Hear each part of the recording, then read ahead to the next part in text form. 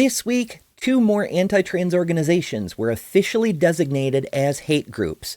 Missouri has to pay the price for discrimination, and a federal court overturns Florida's unconstitutional ban on trans health care for youth.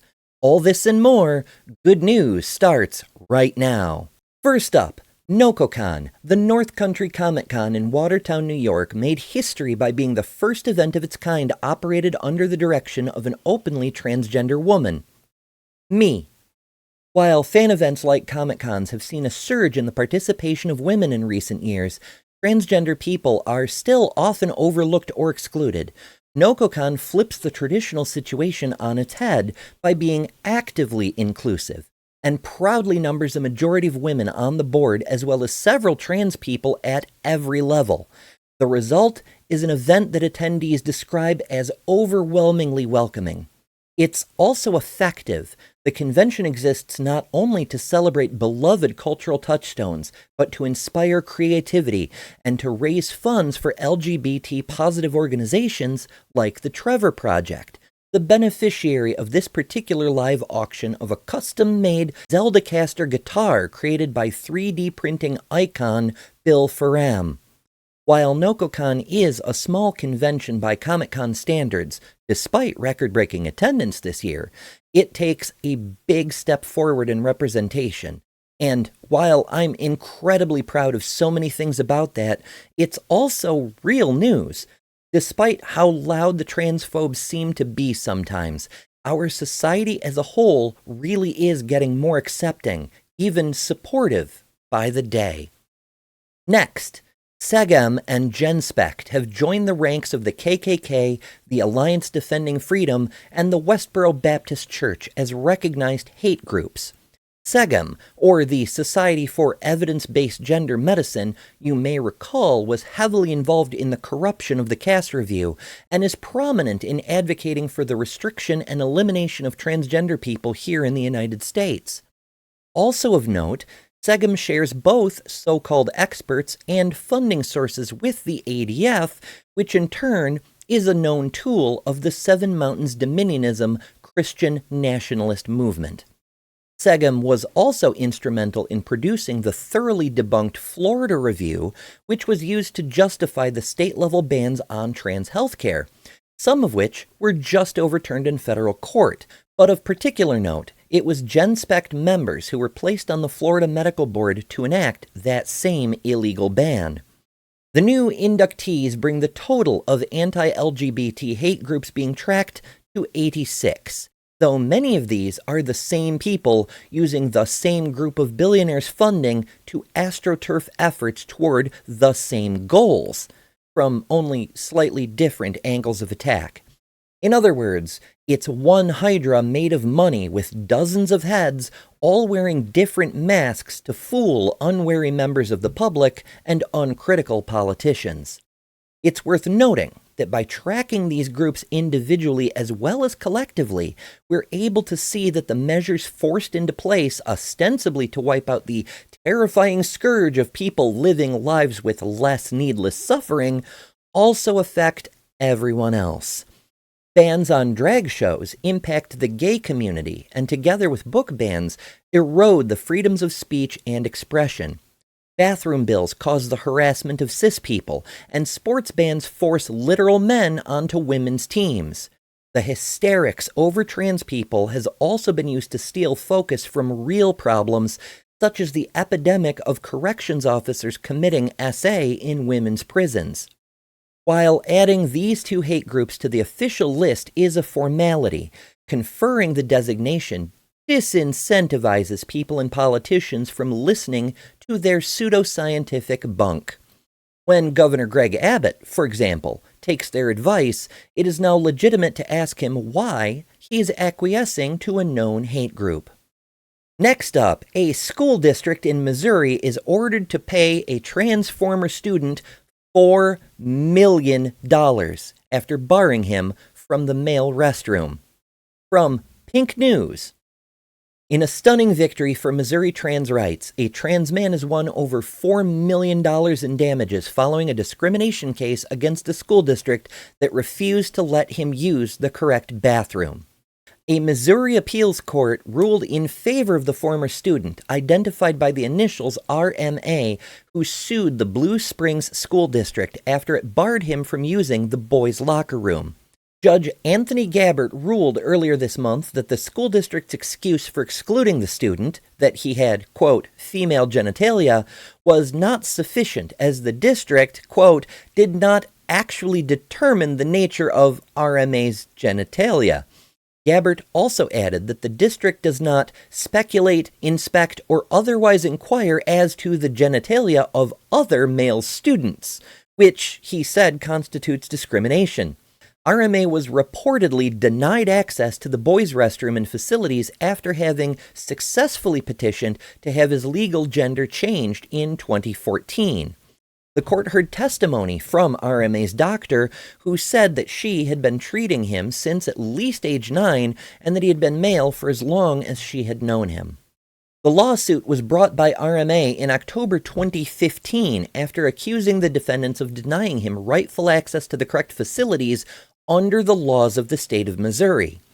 Quote, defendants continue to deny the plaintiff access to the boys' restroom and locker rooms as of the filing of this petition. The suit further adds that while participating in boys' athletic programs and competing in the school's football and track teams, he was forced to use a separate, single-person unisex bathroom outside of the boys' locker room because defendants refused to give him access.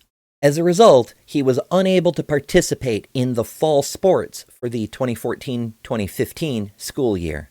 RMA was initially awarded $4 million in 2021 after a jury found he had been discriminated against by the Kansas City School District. The district took the case to appeals, however, after asking for a judgment notwithstanding the verdict, meaning that a court judge could override the jury's decision.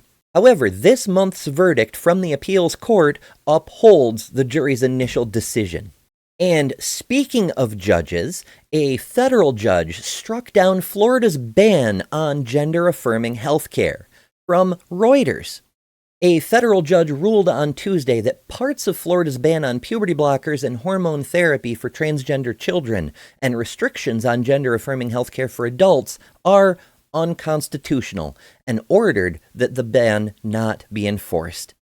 Republican Florida Governor Ron DeSantis signed the restrictions into law in 2023, banning people under the age of 18 from receiving puberty blockers or hormone therapy to treat gender dysphoria, though the law allowed children who had begun receiving gender-affirming care before May 17th to continue to do so with new restrictions. That law, part of a slew of restrictive legislation in recent years advanced by Republicans to regulate the lives of transgender people, also imposed new restrictions on adults receiving gender-affirming health care.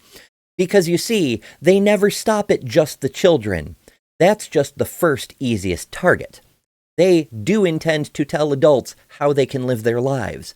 And they make no bones about that, which is why it's awfully strange to see so many groups that are ostensibly aligned with the LGBT community working against trans people. Because, in the words of the great Skull Sean here on YouTube, as soon as trans people are shoved back into the closet, the rest of the community will feel the hands of those transphobes on their backs as well. U.S. District Judge Robert Hinkle in Tallahassee ruled that all the elements violated the U.S. Constitution's guarantee of equal protection under the law, noting that some Florida legislators, quote, plainly acted from old-fashioned discriminatory animus. Gender identity is real, the court documents state as a fact, and that it is unconstitutional to discriminate against transgender people. A spokesperson for DeSantis, who signed the ban into law shortly before announcing his failed bid to become the Republican nominee for the U.S. presidential election, said the state would appeal the ruling and referred to gender-affirming health care as an aspect of radical New Age gender ideology. The judge noted that doctors who treat transgender patients, multiple medical associations, and the U.S. Department of Health have widely accepted that transgender health care is evidence-based and life-saving.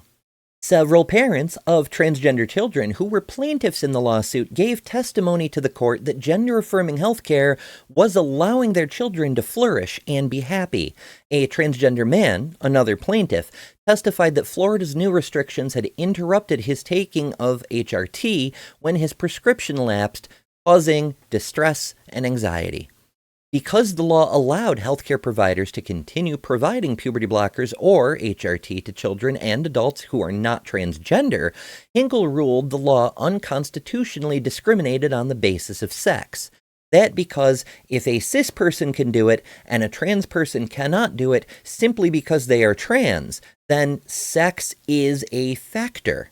Doctors who violated the ban faced up to 5 years in prison. The judge noted that Florida lawmakers and Governor DeSantis, in passing the law, spoke openly about their moral disapproval of transgender people. This hindered the state's lawyers from successfully arguing that the law was a good faith effort to regulate healthcare and not motivated by unconstitutional discrimination at all. Quote, "The statute and the rules were an exercise in politics, not good medicine," the judge wrote. "The great weight of medical authority supports these treatments." And let's wrap up with something beautiful.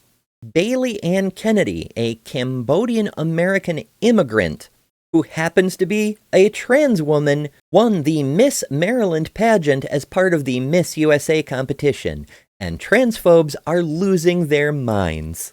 From NBC News, newly crowned Miss Maryland USA, a Cambodian-American trans woman and a military wife, is speaking out against transphobic hate comments she received after winning her title.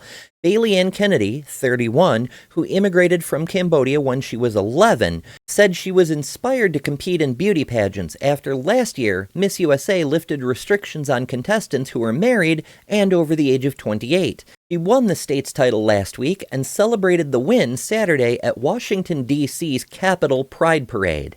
Some on social media criticized Kennedy and the Miss USA organization, making transphobic remarks about her inclusion and saying she didn't deserve to win over the pageant's cisgender women.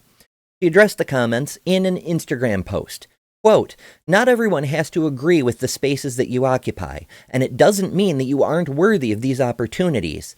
The work that I will do for the remainder of my life is to make sure that children who feel like me will never have to worry about the consequences of being who they are by simply being myself and being a positive contribution to society." That alone goes a long way to show why she won. It also speaks volumes that the angry transphobes are big mad because it's undeniable that Mrs. Kennedy is beautiful and definitely a woman, and they cannot stand that. For the TransPositions, I've been Ember Belrad.